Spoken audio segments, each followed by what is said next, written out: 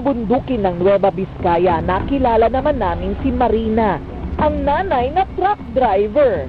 Akalain nyo, sa liit niyang 4'11", kaya niyang imaneho ang gahiganting truck na ito sa 100 tonelada ang bigat.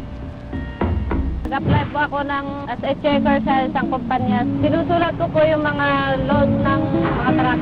Nakikita ko po yung mga kasama naming driver, mas malaki ang sweldo nila.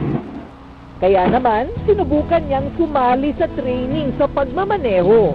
At wala ako lang una, sabi niya, akala ko nabibiro lang. Sabi ko sa kanya, akala mo magmaniho, kahit bisikleta ka, di mo alam mag-bike eh. Tawag ako, pagsabayin ako sa mga lalaking kasama niya. Ang training namin nagsisimula muna sa motivational at nagkakaroon kami ng mga classroom lecture, and then doon namin binuboost or tinuturo sa kanila yung confidence. Dahil napakalaking responsibilidad ang pagmamaneho ng malalaking sasakyan doon sa field. Makalipas ang 3 buwan, marunong nang magmaneho si Nanay Marina. Unang dinadrive ko, naghati po ako ng mga empleyado sa kumpanya. Pinapakita ko na kaya kong i-drive yung bus na ligtas sila. Dahil sa magaling magmaneho, ipinagkatiwala na sa kanya ang malalaking truck ng kumpanya na milyones ang halaga. Dinakasan ko ang loob ko na mag-train ng 50-tonner.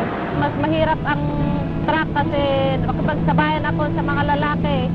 Kung mabilis sila, kailangan ko ring bilisan. Sa pagdadrive sa mga truck, kailangan alerto ka, maingat ka, masipag ka. Ngayon, kumikita na siya ng mahigit 500 piso araw-araw sa kanyang pagmamaneho ng truck na kayang magsakay ng 100 toneladang kargamento. Gusto kong ipakita na ay kaya din ng babae ang mabibigat na trabaho.